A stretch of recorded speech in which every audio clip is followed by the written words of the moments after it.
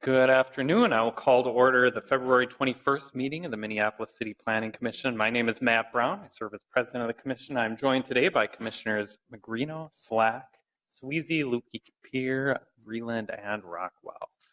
Our first item of business today is to approve the actions from the February 6th meeting. May I have a motion to approve those actions? We have a motion and a second. All in favor? Aye.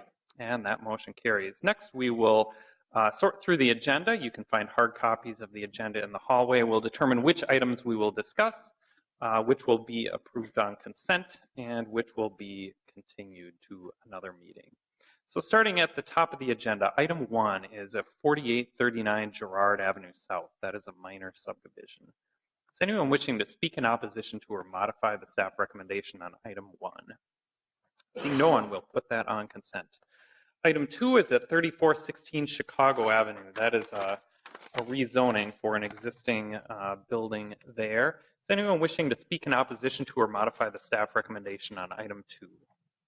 Seeing no one, we'll put item 2 on consent. Item 3 is Q Coffee at 1418 East Lake Street. That's a site plan review for a commercial building addition there. Is anyone wishing to speak in opposition to or modify the staff recommendation on item 3? Seeing no one, we'll put that on consent. Item 4 is the 4700 Cedar Retail Addition and Renovation at 4700 through 4714 Cedar Avenue South. That's a site plan review for a commercial building. We will discuss item 4, and just so I have a sense, is anyone here wishing to speak on item 4? Yep, so a few of you. We will discuss that item. Item 5 is the Estes Funeral Chapel at 2201 and 2215 Plymouth Avenue North and 1245 Penn Avenue North. Several applications for a building there. We will continue that item to the March 6th meeting. So if anyone is here for that item, we will consider that on March 6th. And finally, item 6 is the Ironclad at 811 Washington Avenue South, 243 through 249 Chicago Avenue South, and 800 and a half South 3rd Street.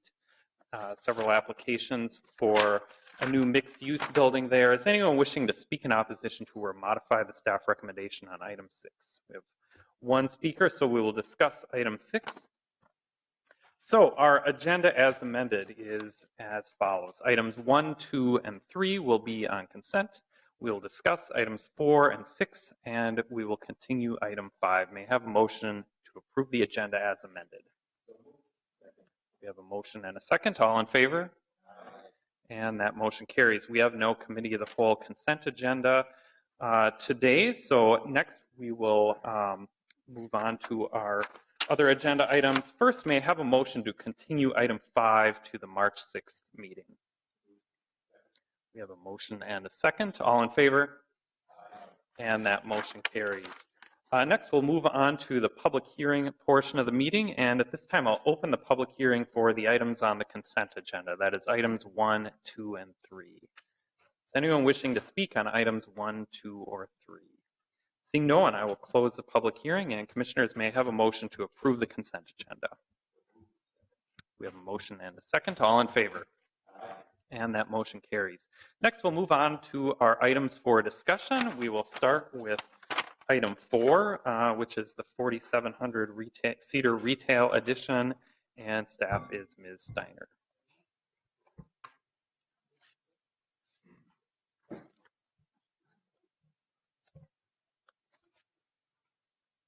Good evening, commissioners. Before you tonight is a site plan review application at 4700 to 4714 Cedar Avenue South.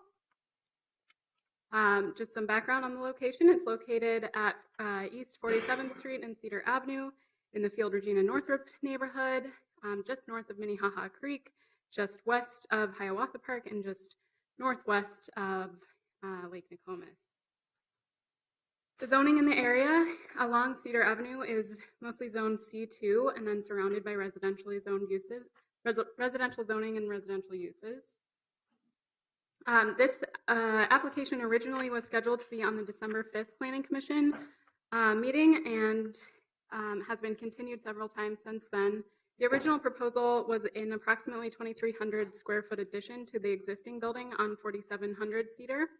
And then based on the staff recommendation that was going to go forward with that December 5th Planning Commission meeting, the applicant chose to have their application continued several times to revise their plans based on that recommendation. There were several conditions of approval that staff had originally recommended. The most significant one was that the addition, we were recommending a condition of approval that the addition be relocated to comply with the building placement provision in site plan review. As I said before, it's been continued several times, and you're seeing the revised plan tonight. So the current proposal is for an approximately 2,300 square foot standalone building. The use is a coffee shop with a drive-through facility. There would be 2 curb cuts on Cedar Avenue that would allow for the drive-through circulation around the building. And then the existing building would be renovated and would have 3 different retail spaces within the existing building. The required applications are the only required application is site plan review, and that's just required because it is a requirement for any use with a drive-through facility. Just to speak to drive-throughs, these are the specific requirements for drive-throughs. So in the commercial districts, you have to have a lot area of 12,000 square feet and lot width of 100 feet. So it has to be of a sufficient size to allow a drive-through facility. Drive-throughs are prohibited in the C1 and C3A district, but they are permitted in the C2 and the C4 districts. As I said before, this site is located in the C2 zoning district. Drive-throughs are also subject to several specific standards. First of all, the stacking requirements. So this specific drive-through, or this type of drive-through, would require 4 stacking spaces from the pickup window. They are complying with that requirement. They are required not to have a conflict of use, specifically for pedestrians and then parking areas for the stacking lanes. And then pedestrian access to the facility can't cross the drive-through facility. The main entrance can't cross the drive-through stacking lanes to get to the use. In the site plan review analysis, the alternative compliance for this updated proposal that was required was building placement, principal entrances, visual interest, and then parking and loading, landscaping, and screening.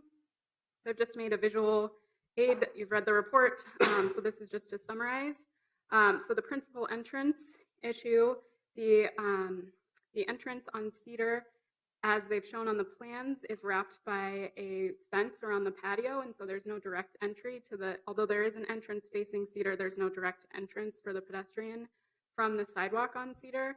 The landscaping plan does show a break in that fence, but none of the other plans showed that. So that was why they needed alternative compliance for the principal entrance. There also weren't sufficient architectural features to delineate it as the principal entrance, the entrance facing Cedar. Visual interest, that's our blank wall standard. I've identified where there are blank walls. There are blank walls on the existing retail building, but they would be exacerbated by part of the proposal that is to remove some brick bandings that's on the existing building, and so that would create even larger blank walls. And then there's a blank wall on the south. Sorry, south is to the left on this plan. On the south side of the proposed new building, there's also a blank wall. The parking that faces the public street needs to be landscaped with a 7-foot landscaped yard and a 3-foot screen, as you know. There's only a 2.5-foot wide landscaped buffer between the parking stalls and the sidewalk on Cedar in the proposal. And then the building placement, although about half of the building is placed within 8 feet of the property line, there is another half of the building is about 13 feet setback from the property line. So those were all the items that required alternative compliance, and staff has recommended several of conditions of approval related to those requests for alternative compliance. So first of all, we're recommending that you require a direct entrance from the public sidewalk on Cedar. So either no patio fence separating this sidewalk from Cedar, or the sidewalk from the entrance, or a break, or a patio fence would be there, but there would be a break so that there's direct access from the sidewalk on Cedar to that main entrance. We're also, in regards to that principal entrance, we're also recommending a condition of approval that some architectural features be added to demarcate that more obviously as the principal entrance, such as they are proposing a large canopy feature over the entrance that faces the parking lot, and we're recommending that that canopy feature be on the entrance on Cedar as well. And then we're also recommending that the blank wall on the new building not be allowed, and they would incorporate 15 feet of brick, which would make only a 25-foot blank wall, which is our maximum allowed through site plan review. Those brick bands that I recommended, or I mentioned, we're recommending be retained to mitigate the blank walls on the existing building. There's a crosswalk between, I can go back to the site plan, there's a crosswalk between the existing retail building and the new coffee shop building. And we are recommending, the applicant indicated that this would be an elevated walkway. The plans, just to clarify, we've added a condition of approval that it would be elevated and striped to allow for a safer crosswalk there. We are also requiring or recommending a condition of approval that landscape buffer be increased in width. The drive aisle is larger than the minimum required, and so if they increased it by 2 feet, they would still meet the minimum drive aisles for that parking lot, but they would allow for probably more successful landscaping to grow there. So we're recommending that, and then also that 4 ornamental trees would be provided in that landscaped yard, and that was in response to that alternative compliance for the parking and loading, landscaping, and screening.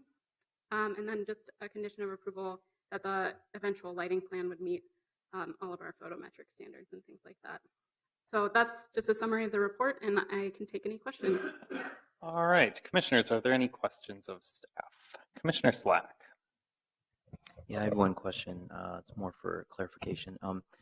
I think one of the first things that I noticed was the 2 existing driveways as part of the original or the existing site, and then from the original application in December now has gone back to 2 driveways in this concept, narrower driveways, but driveways nonetheless. And then going through the PDR report, saw that Public Works really identified the need to reduce or remove one of the driveways. And so how was that responded to in this application? Sure. So the PDR report is from June, so that was from the original. That was only in response to the original proposal for the addition. PDR, or the Public Works Department, has reviewed informally this proposal and believes that this provides, they were mostly concerned about sufficient stacking space for the drive-through. And so they feel comfortable that the 2 curb cuts would be acceptable and they would provide enough stacking space for the drive-through. There's, as I said before, the drive-throughs are required to have 4 stacking spaces behind the pickup window. The site plan shows they have at least 9, and then they have the opportunity, if there needs to be additional stacking, that in this configuration there would be opportunity for additional stacking in the parking area. So although Public Works originally had wanted a reduction in the number of curb cuts, they are accepting this proposal. All right, Commissioner Vreeland or Rockwell, do you have a question down there? Okay. Commissioner Cron. Yes.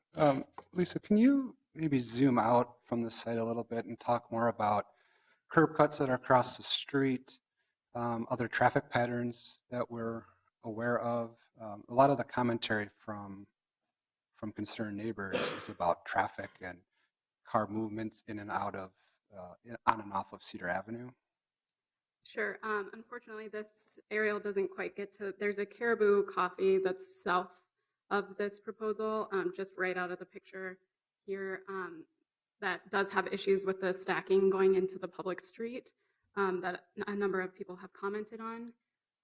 There's also curb cuts directly to the east of this site for the 2 buildings that are along Cedar on the east side. And then there's 2 curb cuts serving the property directly to the south, which is the Italian Eatery building. Does that answer your question? I guess there's a fairly large retail activity going on directly across the street. Mm-hmm. And it looks like none of the 2 curb cuts that are proposed on Cedar for this project align with the curb cut across the street. So it looks to me like you're going to have people turning left into each other as they try to go to the different establishments on the different sides of the street. I'm wondering if that's been evaluated by staff. That would be something that has been evaluated by the Public Works Department. So they are accepting of this location of curb cuts. They do have to finalize the PDR, preliminary development review process. So although they're informally accepting this proposal, the location of the curb cuts. It could change, I suppose, but they preliminarily accepted this. Okay, are there any further questions of staff? If there are none, at this time I'll open the public hearing on this item, and I'd like to give the applicant an opportunity to speak first, if someone is here to speak on behalf of the applicant, and see if there's anything they'd like to add to the staff presentation. And please state your name and address for the record. My name is Jeff Rady, and I'm from Momentum Design Group. I'm the architect for Mr. Sullivan. And I just wanted to ask one question or one change to the conditions. If you can see the plan, how do I get this to work here? Oh, do I put it over here? Yeah, there's an overhead right there. Okay. Okay, so we can zoom out a little bit. Or I'll zoom in here, right? There we go. Oh. So the condition is to have a 4'6" green space over here. And I was out at the site today and I measured from the back of the sidewalk to the front of the curb, and that number is 62'6" by my rough estimate. And so when you add up the 18-foot parking stall, 22-foot drive aisle, 18-foot parking stall, that the delta is 4'6". However, I would like to change the condition to say approximately 4'6", because I'm not a surveyor, and I don't know if I can get exactly 4'6". I can probably get 4 foot. We'll get you as much as we can. I cannot reduce the size of the sidewalk because right now the sidewalk is 6'5", and that is very, very small in comparison to what a normal sidewalk in front of retail is. So is that something to consider? We can certainly consider that. Okay, just to say approximately 4'6". Okay. Yeah. And commissioners, are there any questions of the applicant? Commissioner Slack. Yeah. Well, can you restate your math? Because a 60-foot parking bay, double bay with drive lane in the middle is sufficient enough. And if you're showing 62.6. 62.6. So 18 plus 18 plus 22 is yields out 4'6". Right. 18 plus 18 plus 22 plus 4'6" is 62'6". Yeah. So, I so did it several times. That is measuring back of curb to back of curb? No, that's from the edge of the sidewalk, so the curb of the sidewalk, to the face of the sidewalk in the right of way. Okay. So you're parking. This is not measuring the actual parking, the bays and the because that can be 60 foot is pretty standard. You're actually less than that in this proposal. I'm 18 plus 22 plus 18. Okay. Thanks. Yeah, I just would like it to say approximately 4'6" because I don't know if I can get 4'6". The way I heard the description was that this was the width of the parking at 62.6, which we could obviously go smaller than that. Correct. Yeah. But yeah. Okay. All right.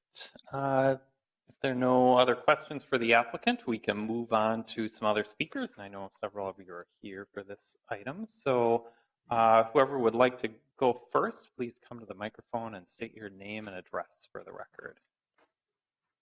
Good morning. Oh, it's not morning. Good afternoon, Commissioner. I'm Aaron Taylor. I'm a homeowner less than 350 feet from this establishment.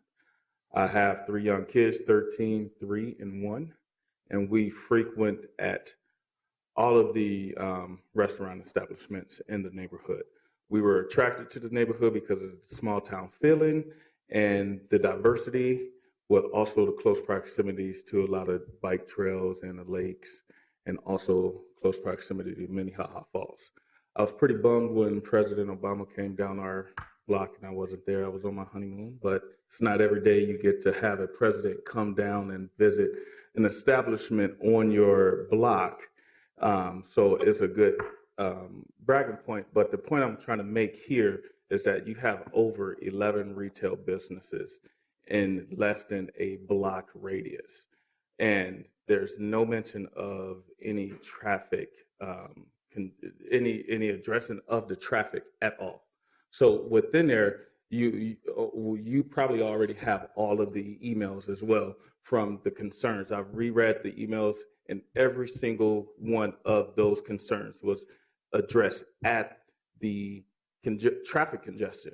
I frequent to the Caribou a lot, and I cannot drive to the Caribou.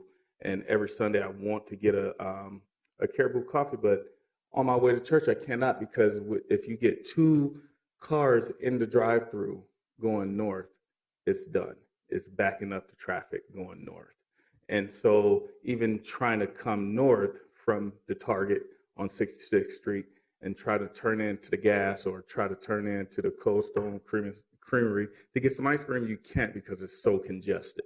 So from there, you're going to have, not only you're going to lose that small town neighborhood feeling, but also you're going to push out the small guy as well. It's a popcorn shop that's right there. I've heard nothing but tearing down and rebuilding. So you have to think about the traffic, you have to think about the noise, and you also have to think about the kids that will be going through and frequently walking up and down that street. So to have this go up is a shock, but I'm glad to see that sketchy gas station going. There was a lot of sketchy activity going on there. I've never seen a gas station that advertised for gas, but you never see a person at the pump paying for gas. So it's very sketchy to myself. But back to what I'm here to talk about is that it has to be some type of address to look at the traffic flow through there. I live on a block, and it's hard for me to get in and to get out of my driveway, to even get my kids to daycare, to even get my kids from daycare, to even get to church, to even get to Target, to get to some of the establishments that I'd like to go to. It's hard during rush hour traffic, and this is going to add to that congestion. So the developers here, he didn't mention anything about traffic flow. I don't think that's their concern. Their biggest concern is capitalization, and right now that capitalization is going on the backs of our traffic congestion that's going to happen right now. So I'm very opposed to it. Like I said before, we have over 11, with the addition of this coffee shop and 3 additional retail stores, there's going to be over 11 retail establishments in that square block, and it's way too much. And you have a school right behind it, and you have a golf course right over on Longfellow as well. So where are we going to go? Where are we going to park? I can't even have an outside barbecue because there's no parking on East 47th or on Cedar Avenue. So this is just going to add to it. There's no solutions. It's just only suggestions that's going on right now. So we haven't talked about the families that live behind there on 18th Street. We haven't talked about that. It's no parking there. We have the triathlon that goes on at Lake Nokomis every year, a pond hockey tournament. All of this attraction that's going on right there, but it's no talk of permits for only the residents in that neighborhood or speed bumps to slow down the traffic. So this needs to be taken into consideration as opposed to just looking at having a new establishment here at that empty retail space. Thank you for your time. Thank you. And who would like to speak next? Please. Yes, please state your name and address for the record. Good afternoon. My name is Pam Ehrlich. I live at 4525 18th Avenue South. I've lived in the city for probably 30 years. I've lived in the area I'm at for 17 years. My wife has lived there for 20 years. We love the city. We love our neighborhood. It's a great area to live in. I do have some concerns about the development. I would love to see the area developed. There's nothing better than having a vibrant community and options for people so that they don't have to go far from where they live. However, I am opposed to putting a Starbucks in on this site. Of course, the greatest concern, excuse me, and what you've seen from the feedback from other people in the neighborhood is the congestion in the area. partly due to the caribou that's there. The gentleman that spoke just before me, he also said that it doesn't sound like there is anything happening to relieve that congestion or to do something to help if there's a Starbucks put in. I don't really think we need another coffee shop right across the street from Caribou. We also have a family-owned coffee shop about 4 blocks away, Sister Sludge, that has been there for 20 years and is a thriving community business and a great hangout for neighbors to get together. I'm also a little disappointed that, and maybe I missed something, but I would have liked to have seen the neighborhood be able to comment and give ideas on what would go into that space and have the community support it. Again, the letters that I've seen, there aren't any, I believe there aren't any letters that support putting in a Starbucks across the street. I think if you ask the majority of people in the neighborhood, what would you like to see in there? I don't think anyone would say a Starbucks coffee shop. We have a Caribou right across the street. We have Super America right across the street. They also have coffee. And we have a Mellow Glaze about a half mile away. I believe they also have coffee there too.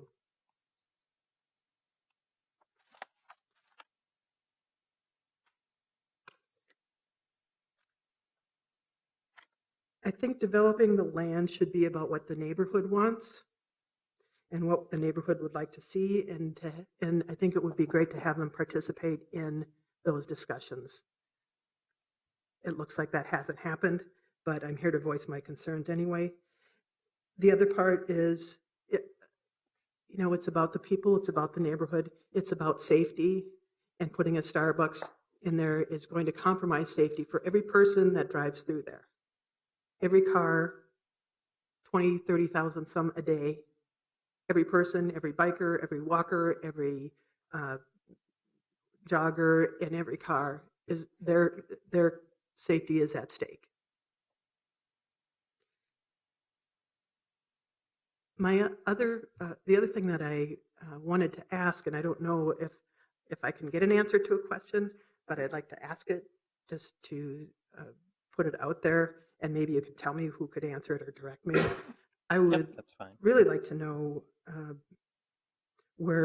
how Starbucks plays into this, and is the city getting money from Starbucks? Is the developer getting money from Starbucks? Is the owner of the land getting money from Starbucks to put a Starbucks in there? That's the question that I have. I'd be interested to know the answer to that. I don't know if they are or not, but I'd be interested in it. With that, I would just like to say that I urge and implore you to not approve this project. It is not the best option for the people of the neighborhood, the taxpayers, your constituents. Thank you for your time and allowing me to speak. Thank you. And I might ask Mr. Wittenberg to respond to your question. Sure. Commissioners, the coffee shop is an allowed use in the C2 zoning district. That's a private development proposal. The city isn't receiving any kind of financial reward for the development other than obviously any kind of increase in property taxes that you would see from improvement of the property. But you wouldn't know if the owner of the property would be getting something from Starbucks because it's private. Presumably there's a lease arrangement with the property owner that they're paying to lease property. Or I don't know if they will own the building or if the property owner will own the building and they lease the property. Presumably there's financial benefit to the owner from coming from Starbucks. Thank you. Appreciate it. All right. And next speaker, please state your name and address for the record. Good afternoon, Commissioners. I'm Matt Steele, 4412 18th Avenue South in Minneapolis, and I'm also Vice President of Field Regina Northrop Neighborhood Group. First, I'm just curious if you received the resolution that we passed at our meeting late last week. Since it sounds like you did, I won't go into the details other than to say, in general, we are very supportive of the conditions of approval that open up the front of the new structure to the street, as you could see. Also, we thanked the community and the developers for having a good meeting last week. We had a few dozen neighborhood members there, and it was a very civil meeting that focused on issues. It was really encouraging just to see that kind of dialogue. So we just want to thank everybody involved. I think that the neighborhood, so just taking off my my hat and speaking as a neighbor of this that lives a couple blocks away. I like to walk down to the grocery store across the street or the restaurants on that block, oftentimes with a stroller with my baby, etc. I think that we've all experienced, people that live in the neighborhood, the traffic chaos on that block. And I think some of the concern is just that, this has the potential to increase that. And we want to just make sure that that's addressed. I don't know if Public Works really got into that as much as some neighbors would have liked. I know we contacted, or the neighborhood group had submitted a resolution asking for a traffic study back when this came up late last year, and we don't know if that or that just wasn't possible or something. But I think there needs to be more of a cohesive look at how these different curb cuts and parking uses that generate car trips interact with each other. And to that point, I just wanted to compare and contrast this with, one of the reasons why we love our neighborhood is because it's kind of the sweet spot between 48th and Chicago, this wonderful urban walkable node, and it's highly valuable and has a lot of establishments. And Nokomis-Hiawatha Regional Park, this corner, or the corner of Cedar and Minnehaha, is kind of the nexus of the creek, Lake Nokomis, Lake Hiawatha, the golf course, all these other public amenities that we have. And I think, my sentiment is just that, we came into this understanding what the developer wants, and that's fine. And, what the city is here to do and administering the policies and the codes that we have.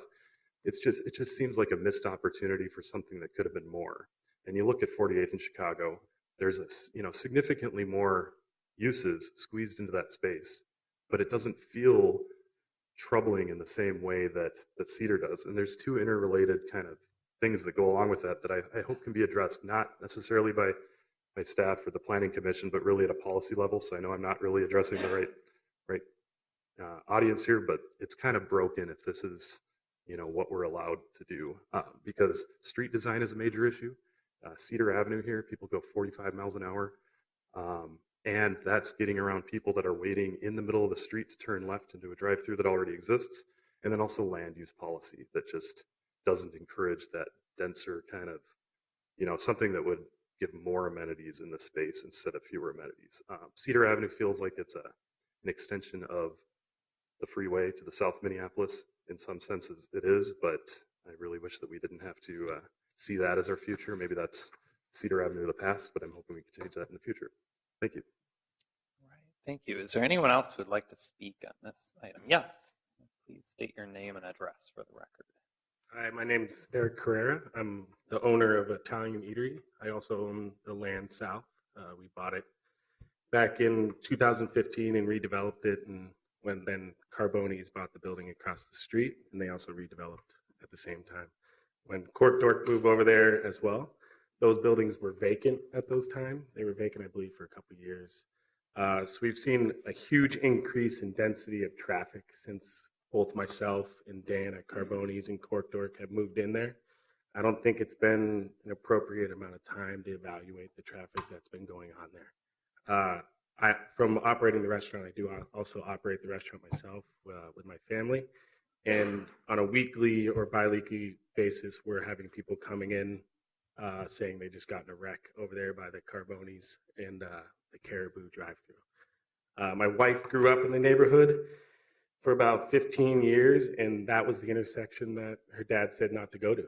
It was the dangerous intersection. It was the one that had the most problems. They weren't allowed to ride the bike to. And since us moving in there, we've done anything in our power to help make it more of a pedestrian area. We installed bike racks on our own that were paid for by us. We installed a bench on our own.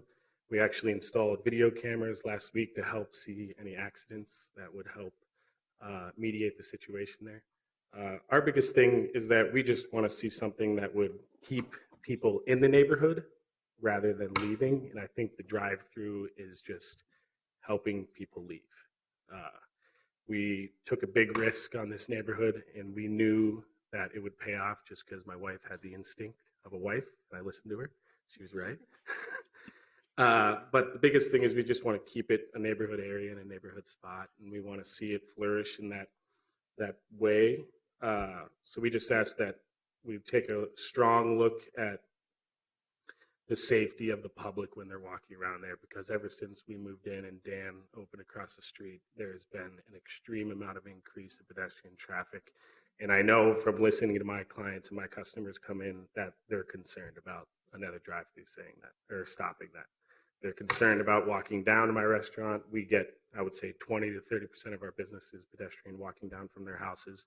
And they're saying, we don't know if we'll be able to bring our kids and walk down that street anymore. So that's a big concern to me. I commend them on reaching out to develop that property. We would have done the same thing. We were actually interested in it. Yeah, I definitely think it's a good opportunity for the neighborhood in any way. I just want to take a stronger look at the drive-through and make sure it's safe for everyone. I do know that that intersection is either the fourth or fifth, maybe even the third busiest intersection in the state. One of the other busier intersections is Selby and Snelling, which I actually live in that neighborhood, just right across the river, where they just put in a drive-through Starbucks there. What they asked them to do was change their curb cuts to go along Marshall instead of go along Snelling. Since they did that, it does make it more difficult to the customers to get in there, but the traffic on Snelling now is much, much reduced. I think anything that we can do there, I know there was proposals about